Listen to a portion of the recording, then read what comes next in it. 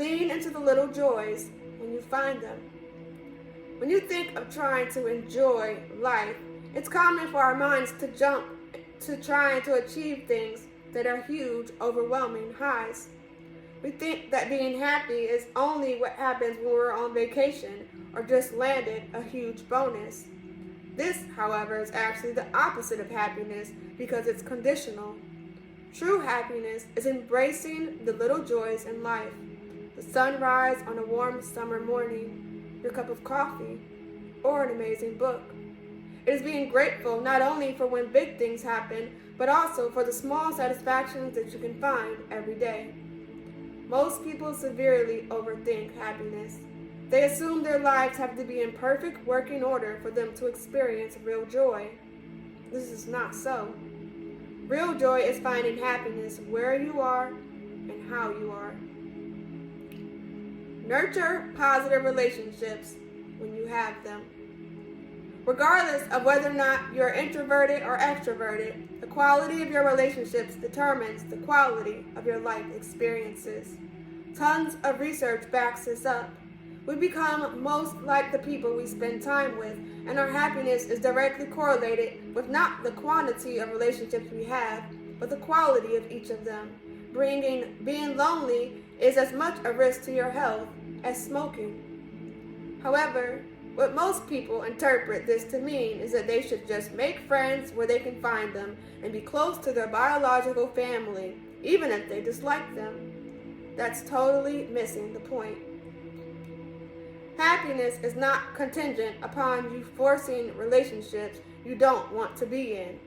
It is, however, contingent upon you building and fostering relationships with people who you really like and who add value to your life. When you meet someone with whom you really have a connection, go out of your way to make sure you see that person and keep your friendship healthy. Learn something new as often as you can.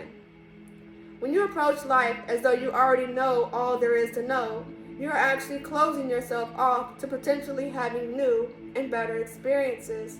If you assume that you know what will happen when you try something new, or if you think you know what places you haven't been to would be like, you might just want to leave some room to surprise yourself.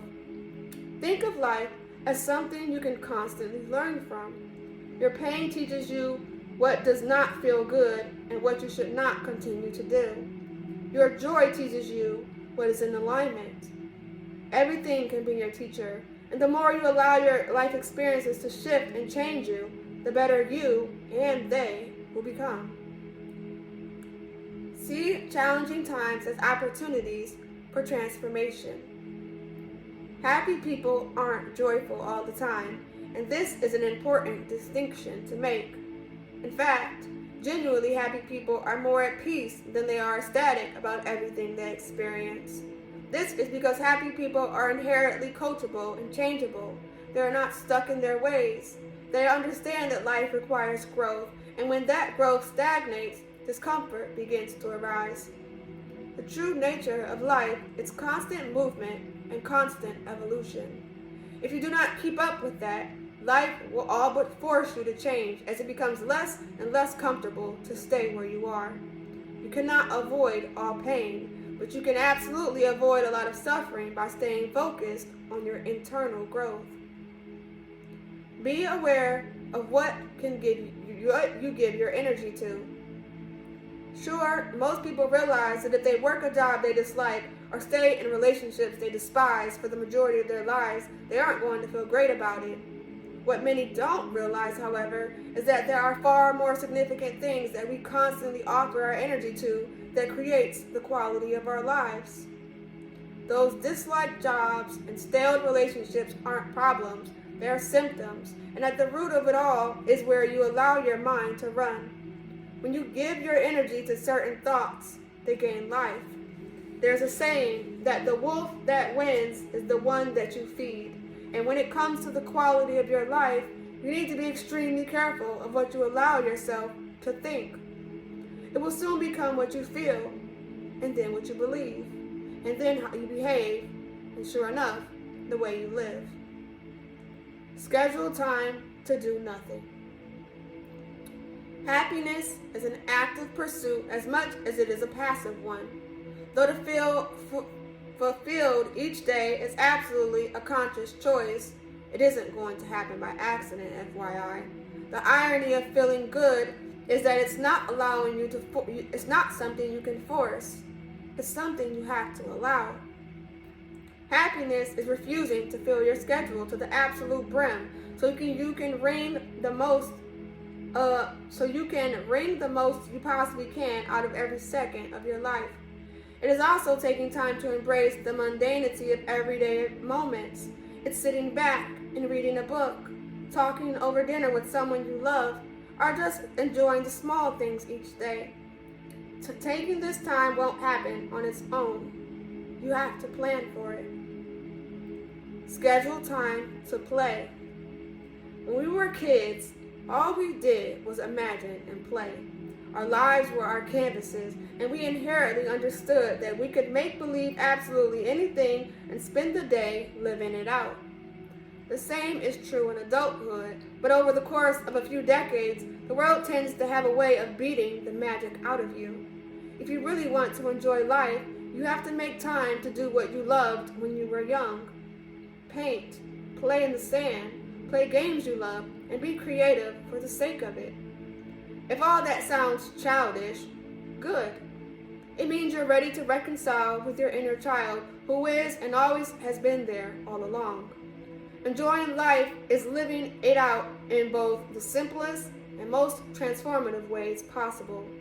Part of that is simply letting yourself show up and be who and how you are. Becoming a master to yourself. When you get to the end of your life, you will begin to see your mountains for what they really were. Gifts. When you look back on your life, you won't remember the hardships. You'll see them as the pivot points, growth opportunities, days of awakening right before everything changed. To become a master of oneself is first to take radical and complete responsibility for your life. This includes even that which is beyond your control. A true master knows that it is not what happens, but the way one responds that determines the outcome. Not everybody gets there. Most people live barely realizing that they are creating most of the waves in their lives, and that is also their job to learn to ride them. Most people spend their days lost in a fog of their own thoughts and feelings and have little ability to sort through them. Mastery is to realize that we are equipped with the exact traits we need to overcome the mountains before us, and in fact, doing so is the ultimate calling of our lives. We are not only capable, we are destined. Mastery is to finally understand that the years of discomfort you endured were not some sort of purgatory you just had to get through. They were your deepest inner self informing you that you are capable of more, deserving of better, and meant to transform into the person of your dreams. You must claim it. You must create it. Your own healing process will create an invisible ripple effect of the collective. If we want to change the world, we change ourselves. If we want to change our lives, we change ourselves. If we want to scale the greatest mountains before us, we change how we arrive at the path. When you reach the peak of it all, whatever that may be for you, you will look back and know that every step was worth it. More than anything, you will be overwhelmingly grateful for the pain that led you to begin your journey, because really, it wasn't trying to hurt you as much as it was trying to show you that something was wrong. That something was the risk of your potential remaining untapped, your life spent with the wrong people, doing the wrong things, and wondering why you never quite felt right. Your life is just beginning. One day, the mountain that was in front of you will be so far behind you, it will barely be visible in the distance. But who you become in learning to climb it, that will stay with you forever. That is the point of the mountain.